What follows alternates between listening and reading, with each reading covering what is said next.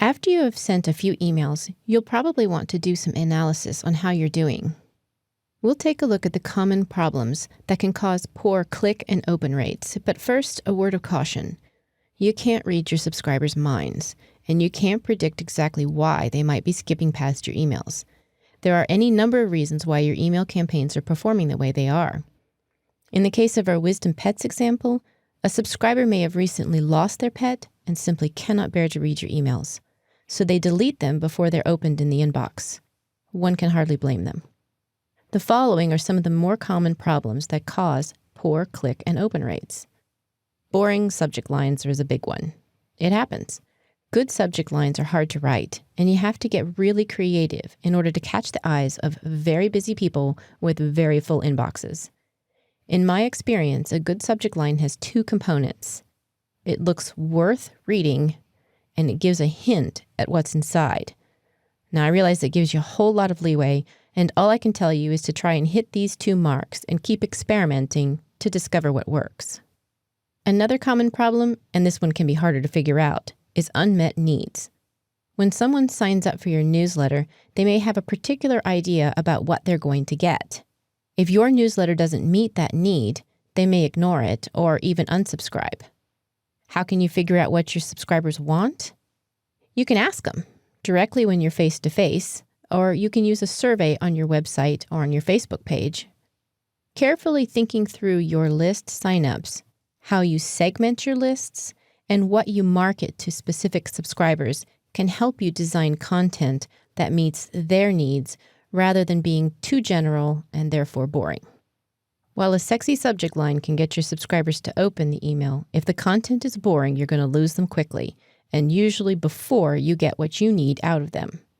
There are tons of resources out there to help you write fun and exciting newsletters, but you first have to ask yourself, what do my subscribers want?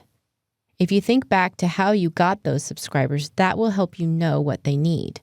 For example, if you got a bunch of subscribers with new pets at a pet adoption fair, you want to give them what they need to adjust to that new pet. So topics like introducing a new puppy to small children, or teaching new pets and older pets to get along will help them. But those topics may not be relevant for subscribers who have had a single pet for a very long time and are facing aging issues instead. Targeting your content to the subscriber will help your click and open rates improve. We all have very busy inboxes, and some people just never get through their email due to changing priorities. When you send too often, you run the risk of irritating your subscribers to the point that they can't stand seeing your emails and they unsubscribed just to get one thing off their to-do list. Send too infrequently, and you run the risk that they forget about you or they don't recognize you and they unsubscribe as a reflex. Getting the frequency right is tricky. Think about your customers, how often they visit you or your website, and how often they want to receive emails. It's important to think about their needs, and you'll get it right, or you'll get it close and you can improve it.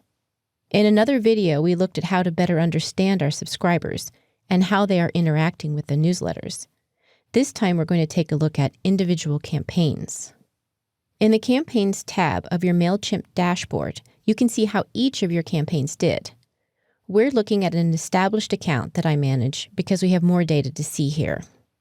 No matter how good these numbers are looking, it's important to notice that click and open rates vary widely by industry and by a number of other factors, including the time of year and all of those reasons that your subscriber joined your list in the beginning.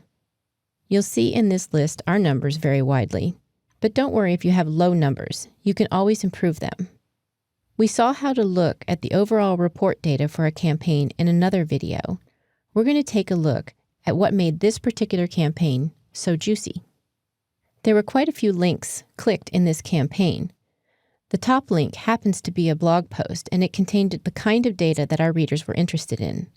While the total clicks is just 24, there were 20 unique clicks, which means that 4 were repeat clicks from users who wanted to read that information again. Before you implement any changes to your newsletters based on what you think you know from the data, unless it's glaringly obvious, send a few newsletters. It can take some time for your subscribers to get used to receiving your messages, so don't be too harsh on yourself before you give it a little time and see what works and what doesn't. Also, take into account seasonal activity and the time of year. If your messages hit during the holidays, for example, don't be subscribed if your click and open rates fall a bit.